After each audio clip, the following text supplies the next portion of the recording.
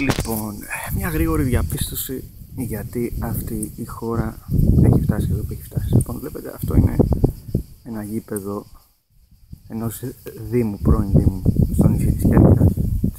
Όσοι το βλέπουν και το ξέρουν να το αναγνωρίσουν. Πάρα πολύ ωραίο γήπεδάκι, ομολογουμένως. Έχει κερκίδες, του τέντες, αποδυτήρια, ιστορίες, ωραίο λωτάβητα σε πολύ καλή κατάσταση. Βλέπετε και εμπόδια εκεί για να προπονούνται οι παίχτες και άλλα πιο πίσω. Μπράβο, μπράβο. Πρώτο τοπικό η ομάδα. Μπράβο, με ένα πολύ ωραίος χώρος, καλά διατηρημένος, δεδομένου των δύσκολων οικονομικών συνθήκων που περνάει η χώρα.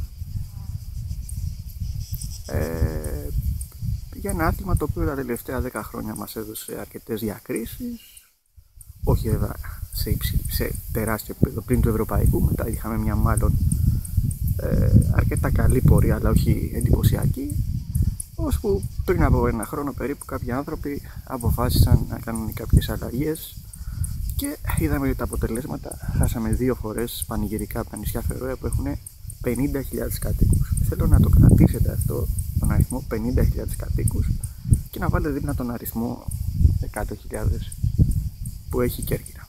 Ωραία, το βλέπετε αυτό το γήπεδο, πάρα πολύ ωραίο. Λοιπόν, θα κάνουμε τώρα γύρω στα 10 μέτρα και θα δείτε σε τι κατάσταση είναι το γήπεδο μπάσκετ του ίδιου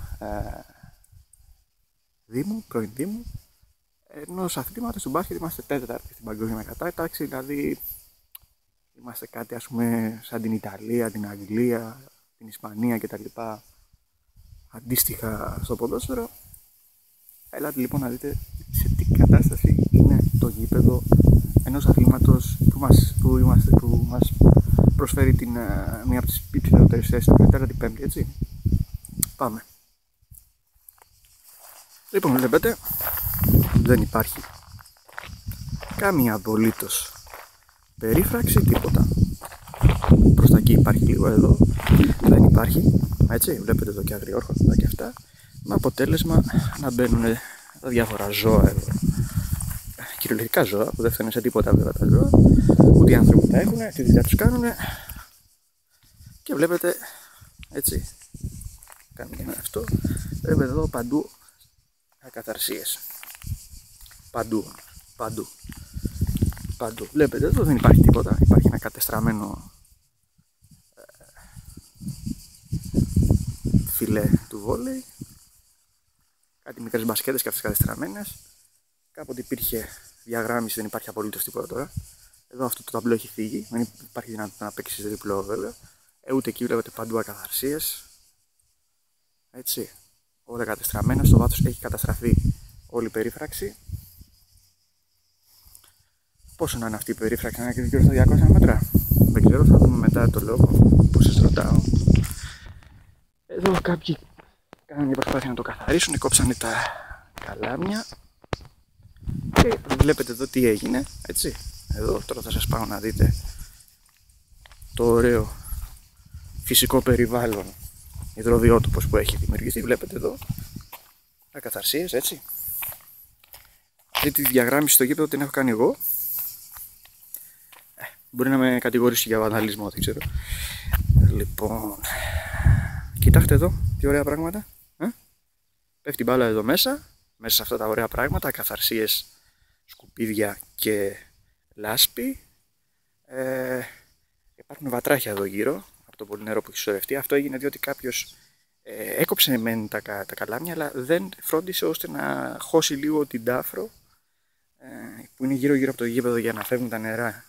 Κάποτε είχε φτιαχτεί σωστά βέβαια, τώρα είναι παρατημένο. Βλέπετε εδώ σε τι κατάσταση είναι. Δηλαδή τώρα να σας δείξω και κάτι άλλο πάρα πολύ ωραίο. Κοιτάξτε εδώ, έχει φύγει, έτσι, αυτό έχει φύγει και εδώ έχουμε, κοιτάξτε το μέγεθος της τάφρου, μπορεί να είναι οτιδήποτε εκεί μέσα. Πριν από λίγο είδα ένα γεράκι νομίζω να κατεβαίνει εδώ πέρα, οπότε καταλαβαίνετε ότι το γεράκι ξέρει καλύτερα από εμάς για να κατεβαίνει εδώ κάτι μεγάλο. Υπάρχει εδώ, ήδη προφανώς ήθελε να το φάει, δεν ξέρω τι έγινε τελικά. Πάμε λίγο και τώρα πάμε λίγο πιο πέρα. πιο πέρα. Εδώ υπάρχει περίφραξη ακόμα. Έτσι. Εδώ αν πέσει καταλαβαίνετε ότι, αν πέσει μπάλα καταλαβαίνετε ότι μπαίνεις με δικό σου ρίσκο. Οτιδήποτε μπορεί να είναι εδώ. Και ο βοηθός. Όλος αυτός ο χώρος, ακαθαρσίες παντού. Όλος αυτός ο χώρος βλέπετε δεν έχει καθαριστεί, έτσι. Αυτό είναι ένα μεροκάματο για κάποιον να το καθαρίσει και να βάλει λίγο σύρμα εδώ ή κάτι άλλο να το κλείσει κάπως. Θα μπορούσε να κλειστεί και το μισό, βλέπετε είναι τεράστιο, έτσι, ο χώρος. Μπορούσε να κλειστεί εκεί που είναι το νερό, εκεί που δείχνει το δάχτυλό μου, να κλειστεί εκεί και να μην υπάρχει θέμα, δεν χρειάζεται όλος αυτός ο χώρος. Είχε γίνει αυτός, βλέπετε και εκεί, στο βάθος, αποδυτήρια για τους. Σας είπα, το ποδόσφαιρο είναι μια χαρά, πολύ καλά φροντισμένο. Λοιπόν, και τώρα πάμε να πούμε ότι παίζουμε μπάσκετ, έτσι. Ξεκινάει κάποιος που λέτε από εδώ, τώρα θα τα πω εγώ πέφτει πάνω στα σκάτα. Πάρα πολύ ωραία. Από εκεί το ίδιο, από εκεί το ίδιο, αλλά το πραγματικό πρόβλημα δεν είναι αυτό. Μπορεί να το καθαρίσει αυτά. Και κάθε μέρα βγαίνουν άλλα. Ξανάρχονται τα κοπάδια γιατί είναι ανοιχτό από εκεί αυτό, έτσι. Δεν μπορεί να βρει κάποιος ένα σύρμα, κάπου ένα σηματόπλεγμα να το βάλει, να βάλει ένα ρεγάλι να το βάλει. Είναι πολύ δύσκολο αυτό. Πανάκριβα πράγματα. Έτσι. Το πρόβλημα είναι ότι σουτάρεις, φεύγει μπάλα, πέφτει μες στο βάλτο.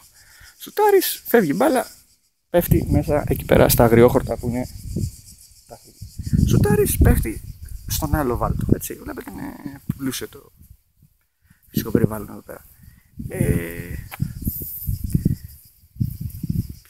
Απλά δεν θα πω κάτι εγώ. Θα πω ότι μπορούσε με λίγα λεφτά αυτό να γίνει ένα πολύ ωραίο γήπεδο.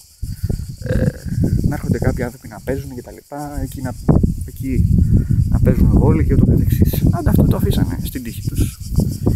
Και σας είπα, κρατήστε τον αριθμό 50.000, 100.000. Αυτό το νησί εδώ έχει βγάλει ελάχιστους παίχτες οι οποίοι κυρίως εξελίχθηκαν στη μεταφηβική τους ηλικία σε διάφορες άλλες ομάδες. Βλέπετε τώρα μπασκέτα εδώ είναι λίγο στραβή, οπότε σουτάρεις, η μπάλα φεύγει προς τα εκεί με καταπληκτικές ταχύτητες. Λοιπόν, αυτό το νησί λοιπόν έχει βγάλει ελάχιστους παίχτες οι οποίοι εξελίχθηκαν στα μεταφηβικά τους χρόνια, δηλαδή σε άλλες ομάδες εκτός του νησιού. Είναι 100.000 κατοίκων. Έτσι. Βλέπετε γιατί το μπάσκετ δεν προκόβει εδώ πέρα.